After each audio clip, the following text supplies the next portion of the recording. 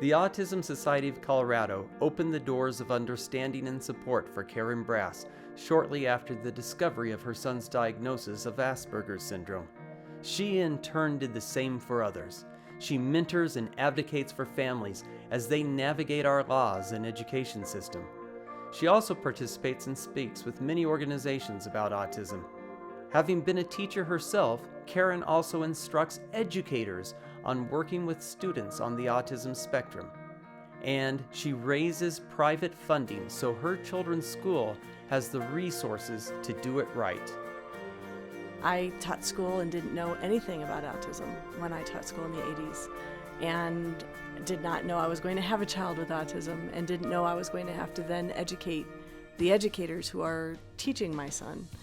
The positive effects that I've seen with staff who have been willing to get trained in autism and the therapies that work best have been amazing. Not only does it change the staff and their ability to view my son differently, but they use that information for all the children they work with, not just my autistic child.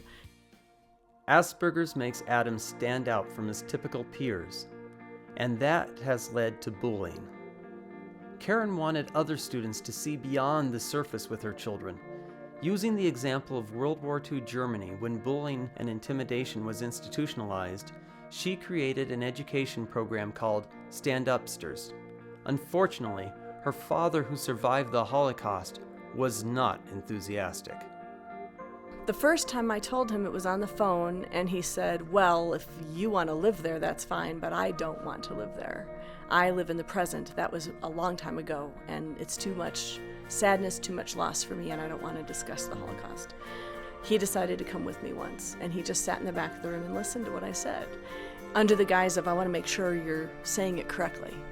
Afterwards, the kids surrounded him and gave him love and gave him acceptance and hugged him and cried, saying, we are so sorry you went through that, and it opened up a whole new world for him.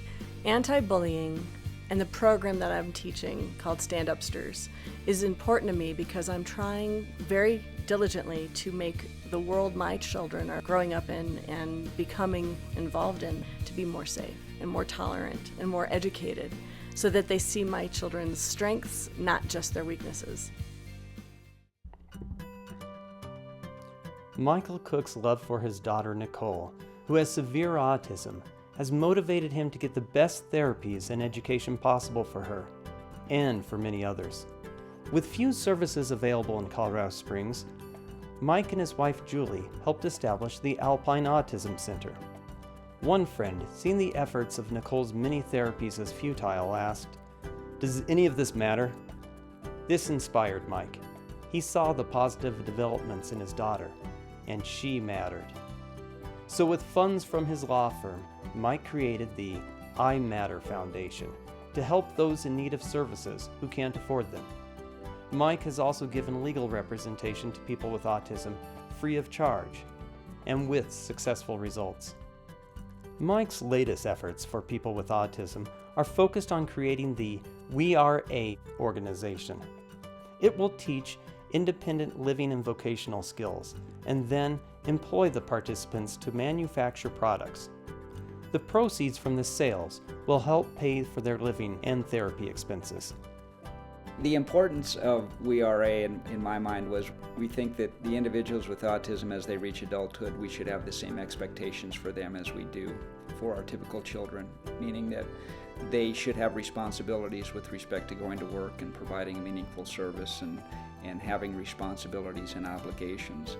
Most of the other adult services that we saw out there were largely babysitting services, where those expectations were not there, and we wanted to provide an opportunity where they could continue to grow and feel like they were contributing something. My daughter Nicole inspires me more than you could imagine, just seeing the progress that she makes and how hard she works, and how different a child she's become once we've been able to provide her the services she needs.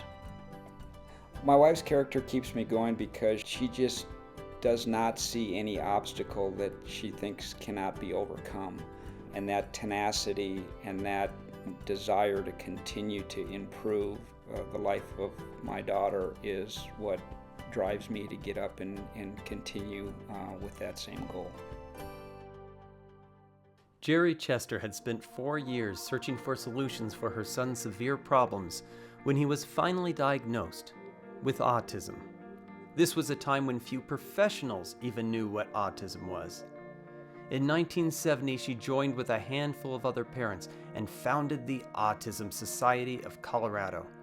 Driven to find solutions for education and awareness, ultimately led to media attention and a class action lawsuit giving children with disabilities the right to a public education.